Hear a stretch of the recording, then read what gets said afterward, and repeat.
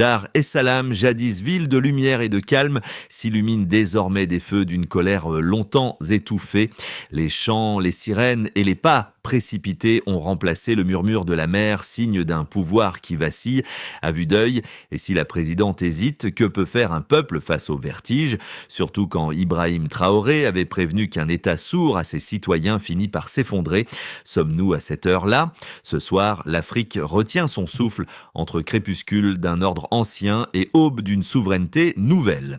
Ce récit ne parle pas seulement de la Tanzanie, mais de tout un continent qui cherche à se relever, car ce qui se joue à Dar es Salaam dépasse une simple crise politique. C'est la question du pouvoir légitime, du courage moral et de la fidélité des forces armées envers le peuple. Les analystes parlent d'une fracture historique semblable à celle que Ibrahim Traoré avait décrite lorsqu'il appelait les nations africaines à refuser la peur comme langue du gouvernement. Dans cette vidéo, nous verrons comment la désobéissance silencieuse de l'armée tanzanienne devient un tournant pour tout le Sahel, révélant une nouvelle ère de leadership africain.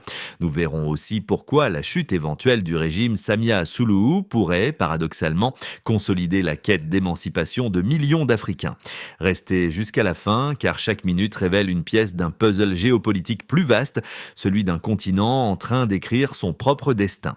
En moins de 72 heures, la Tanzanie est passée d'un calme fragile à un embrasement général. Plus de 25 villes ont vu éclater des manifestations massives où l'armée, censée intervenir, est restée immobile. Un silence plus éloquent que des coups de feu. Tout a commencé à Dar es Salaam lorsque les premiers cortèges pacifiques ont été accueillis par des gaz lacrymogènes, puis par une coupure d'internet totale, isolant le pays du reste du monde. Ce scénario déjà vu ailleurs rappelle les mises en garde d'Ibrahim Traoré. Quand le pouvoir éteint la lumière de la vérité, la colère éclaire les rues. La présidente Samia Suluhu, autrefois célébrée comme symbole de réforme, voit aujourd'hui son autorité s'effriter sous ses propres décrets. Les policiers refusent d'obéir, les officiers supérieurs restent dans leur caserne et la population, longtemps réduite au silence, se découvre une voix. Cette rupture n'est pas spontanée, elle s'enracine dans des années d'injustice et de désillusion. Depuis la mort de John Magufuli en 2021, les espoirs de liberté se sont mués en répression, arrestations arbitraires, fermeture de médias, élections verrouillées. Le rêve d'une démocratie apaisée s'est transformé en décor de façade et c'est là que tout bascule. La désobéissance militaire, loin d'être un coup d'État, devient le signal d'une mutation politique profonde. Les soldats ne tirent pas parce qu'ils savent que ceux qu'ils ont en face sont leurs frères, leurs mères, leurs enfants. Le lien entre pouvoir et peuple s'est inversé. Ce n'est plus l'État qui protège la nation, mais la nation qui tente de sauver l'État de lui-même. Au cœur de cette équation morale, la parole de Traoré résonne comme un rappel à l'ordre historique. Aucun régime ne résiste à la conscience éveillée de son armée. Parmi les figures qui émergent de ce tumulte, une voix s'impose, celle d'un jeune lieutenant de l'armée tanzanienne, resté anonyme, dont le journal intime a fuité sur les réseaux sociaux. Il y écrit « On nous ordonne de tirer, mais comment viser ma propre mère qui pourrait se trouver dans la foule ?» Ces mots, simples mais déchirants, ont bouleversé des milliers de citoyens. Ils ont été repris dans les rues, peints sur les murs, lus à la radio clandestine, devenant un symbole de désobéissance digne et consciente. Le geste du lieutenant n'est pas isolé. À Arusha, une infirmière raconte avoir soigné des dizaines de blessés sans électricité, guidés seulement par la lumière des téléphones portables. Nous n'avons plus peur, seulement la certitude que notre douleur a un sens, confie-t-elle. Ce sont ces visages, ces témoignages qui donnent chair à une crise souvent réduite aux chiffres et aux slogans. Il montre qu'une transformation morale est déjà en marche bien avant tout changement institutionnel. Dans les universités, les jeunes discutent de constitution. Dans les mosquées et les églises, on parle d'un avenir sans corruption. Et pendant que le pouvoir s'enferme dans le silence, le peuple, lui, s'éveille à sa propre force. C'est là la véritable révolution africaine. Elle commence dans les consciences avant de toucher les palais. Et si cette flamme atteint d'autres nations, elle pourrait redessiner la carte du courage. Tout a commencé un vendredi soir. Des centaines de jeunes se rassemblent à Dar es Salaam, brandissant des pancartes où l'on peut lire « Nous voulons la vérité ». Pas la peur, la police tente de disperser la foule, mais chaque tir de gaz lacrymogène attire 1000 personnes de plus. Les rues s'embrasent, les marchés ferment, les taxis disparaissent. À 22 heures, les premières vidéos circulent encore sur les réseaux avant que la connexion ne s'éteigne brutalement.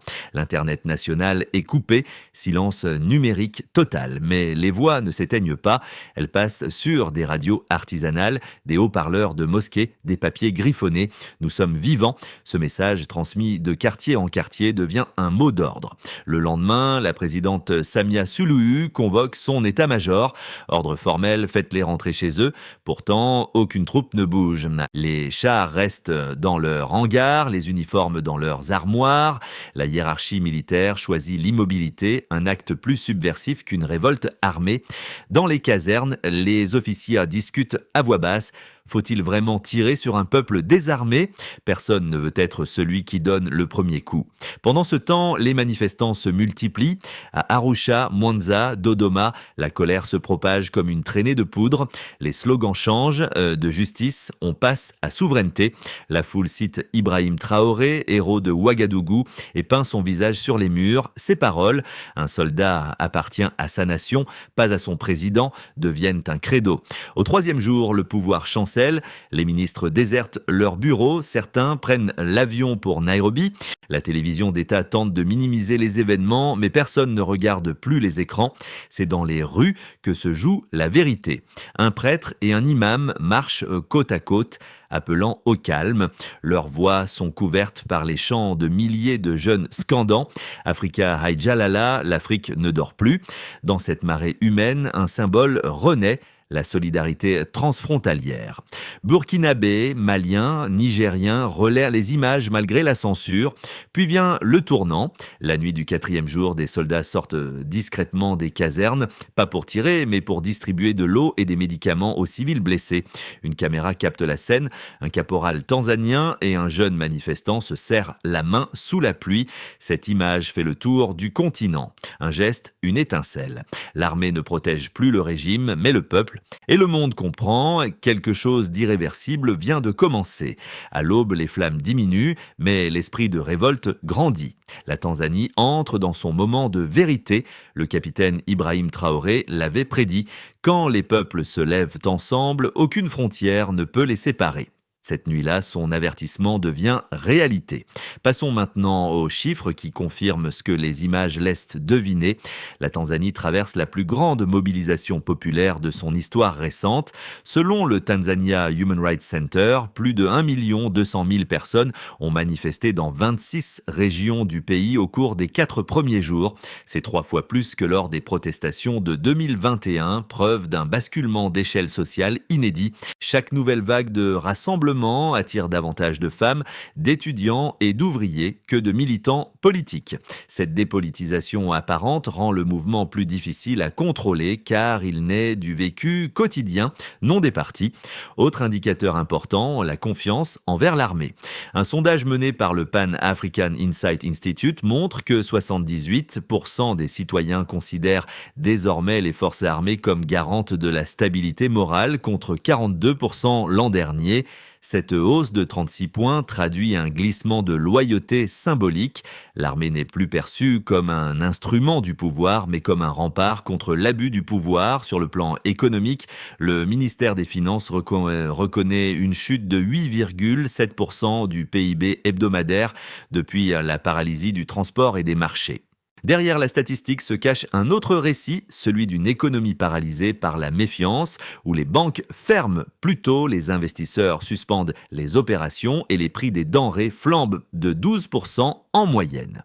Ce faisceau d'indicateurs dresse une image claire.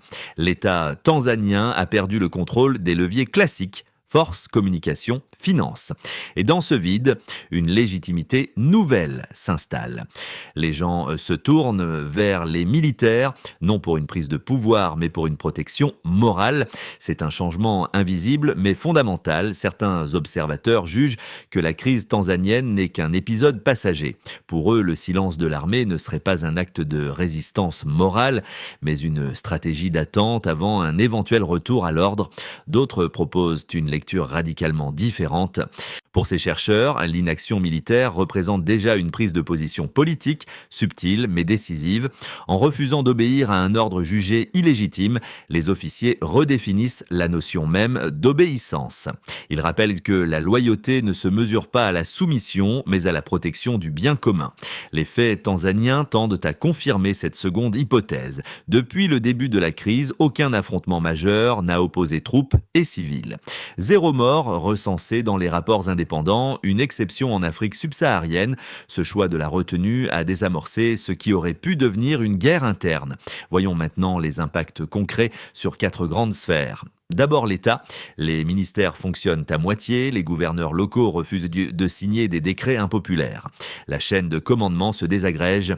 Ensuite, les entreprises. Les grandes compagnies minières et de télécommunications enregistrent des pertes estimées à plus de 60 millions de dollars en une semaine. Pourtant, les petites coopératives locales prospèrent, prenant le relais des chaînes bloquées. Troisièmement, la population. Les mosquées deviennent des centres de coordination. Les églises accueillent les blessés, les universités hébergent les familles déplacées. Le peuple reprend possession de l'espace public, non pour le détruire, mais pour le redéfinir. Enfin, la région. Au sein de la communauté d'Afrique de l'Est, les chefs d'État se divisent. L'Union africaine adopte un ton prudent, mais sur les réseaux panafricains, la Tanzanie est saluée comme le miroir de la renaissance morale africaine. 3 scénarios réalistes se dessinent. Le premier, le plus probable, une transition négociée. Sous la pression de la rue et des officiers, la présidente pourrait annoncer un dialogue national d'ici 6 à 9 mois. Le second, optimiste, l'armée jouerait un rôle d'arbitre moral. Des élections relancées dans les 12 prochains mois sous observation africaine. Le troisième, pessimiste, une répression brutale qui rallumerait le feu et provoquerait exode et récession. Quelle que soit l'issue, 5 étapes concrètes s'imposent. Première étape, écouter avant d'agir, ouvrir un dialogue national d'ici 30 jours. Deuxième étape, désarmer la peur, suspendre les lois de censure. Troisième étape, réformer l'armée par la conscience, instaurer une charte de loyauté morale.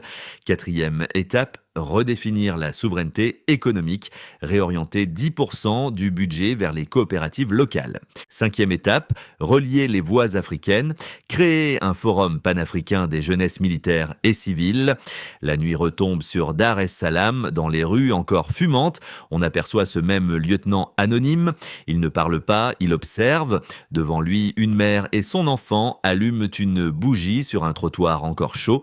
La lumière vacille, mais ne s'éteint pas. C'est peut-être là toute la métaphore de cette Afrique nouvelle, fragile mais consciente de sa propre flamme. Dans les quartiers, les habitants murmurent les mots d'Ibrahim Traoré. Le courage n'est pas l'absence de peur, mais la fidélité à la vérité. Ces phrases, répétées dans la pénombre, ne sont plus un slogan politique. Elles deviennent une prière civique. Les soldats, les civils, les étudiants et les prêtres partagent désormais la même certitude. Le pouvoir sans morale est déjà condamné. Ce qui se joue en Tanzanie dépasse les frontières et les drapeaux. C'est une conversation entre générations. Dans chaque ville, chaque campus, chaque foyer africain, une même question circule. Que vaut un pouvoir sans légitimité morale ? La réponse, chacun la cherche à sa manière, dans la solidarité, dans la parole, dans la mémoire. Ibrahim Traoré l'a souvent répété, l'Afrique n'a pas besoin de sauveurs, mais de témoins. Et peut-être sommes-nous aujourd'hui ces témoins-là. Témoins d'une époque où la justice ne se quémande plus, mais s'incarne. Alors que les flammes de Dar es Salaam s'éteignent, un feu plus profond continue de brûler, celui de la conscience. Et vous qui regardez ces images, entendez-vous aussi cet appel, celui d'un continent qui, enfin, se souvient de lui-même.